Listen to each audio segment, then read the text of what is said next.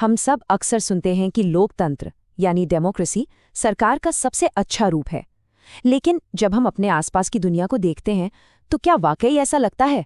आज हम इसी सवाल की तह तक जाएंगे और ये समझने की कोशिश करेंगे कि लोकतंत्र से असल में हमें मिलता क्या है। तो चलिए इसी पहेली से शुरू करते हैं। हम में से कई लोगों को ये लगता है कि भाई लोकतंत्र कागज पर तो बहुत अच्छा है, लेकिन असलियत में हमारी उम्मीदों पर खरा नहीं उतरता। तो ये निराशा आती कहाँ से है? आज हम इसी की पड़ताल करने वाले हैं। देखिए, लोकतंत्र की ना दो तस्वीरें हैं। एक तरफ है इसके बड़े बड़े वादे, जैसे कि सबके लिए बराबरी होगी, सबका सम्मान होगा, शांति होगी। और दूसरी तरफ है इसकी हकीकत, धीमी प्रक्रियाएं, कभी न खत्म होने वाली बहसें और उलझे हुए फैसले। बस इसी फर्क में हमारी निराशा छिपी हुई है। तो चलिए अब इस दुविधा की गहराई में उतरते हैं। आखिर लोकतंत्र के वादों और उसकी हकीकत में इतना बड़ा फासला क्यों है, और हमें इसे देखना किस नजरिए से चाहिए? यहाँ एक बहुत जरूरी बात समझने की है। लोकतंत्र कोई जादू की छड़ी नहीं है कि घुमाई और सारी परेशानियां दूर हो गईं। नहीं, ये तो बस एक मैदान तैयार करता है, एक माहौल बनाता है जहां नागरिक खुद अपने सपनों का समाज बना सकते हैं। असली काम तो हम सबको मिलके ही करना है।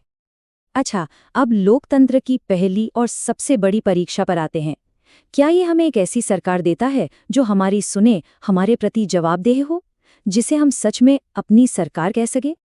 एक सवाल जो बार बार उठता है वो ये है कि क्या डेमोक्रेटिक सरकारें तानाशाही की तरह एकदम तेजी से और कुशलता से काम कर सकती हैं, या फिर लोकतंत्र का मतलब ही है कि काम धीरे धीरे ही होगा।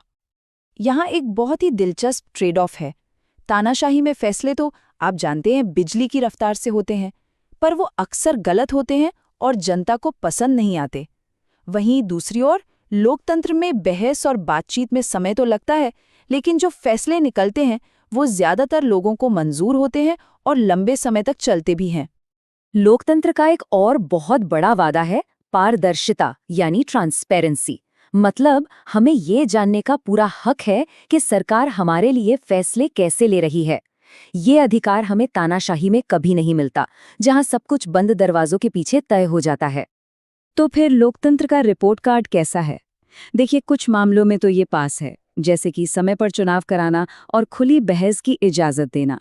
लेकिन कुछ मामलों में ये फेल भी हो जाता है, जैसे सबको चुनाव में बराबर मौका देना, जानकारी साझा करना और हाँ, भ्रष्टाचार पर लगाम लगाना। लेकिन इतनी सारी कमियों के बावजूद ये आंकड़े देखिए, ये वाकई हैरान करने वाले हैं।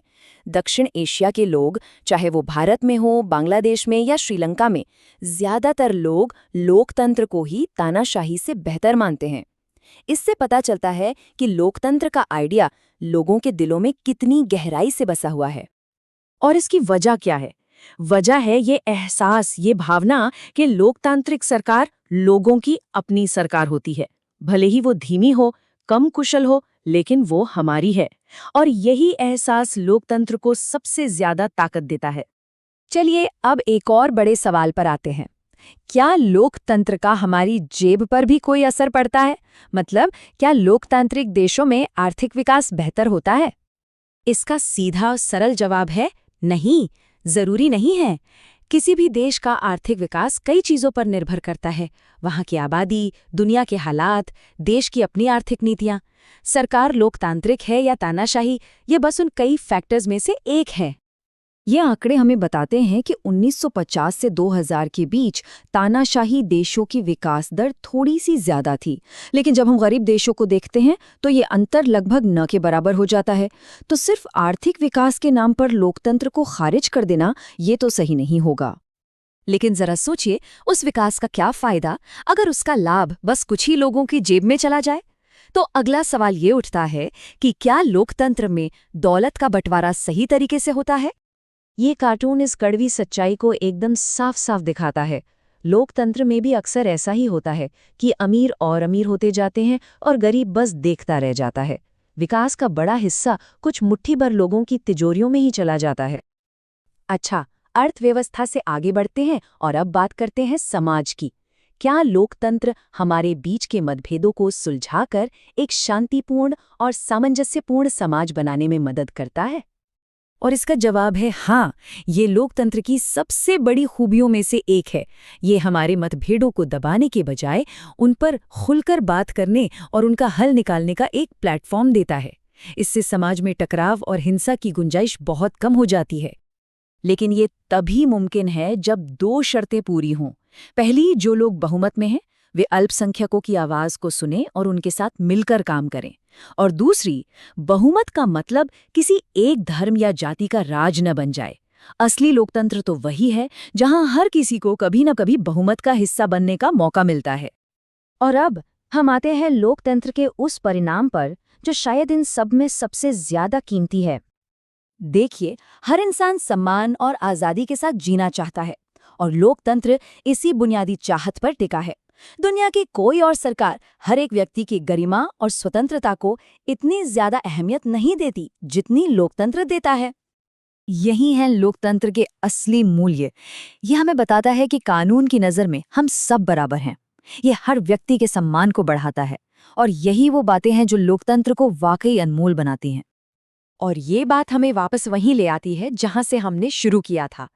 लोकतंत्र हमें सिर्फ एक मंच और कुछ औजार देता है। उन औजारों का इस्तेमाल करके एक बेहतर समाज बनाने की जिम्मेदारी हम सब नागरिकों की ही है।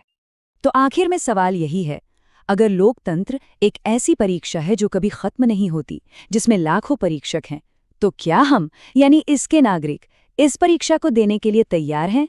ये एक ऐसा सवाल है जिसका जवाब हम सबको अपने अंदर ही खोजना होगा।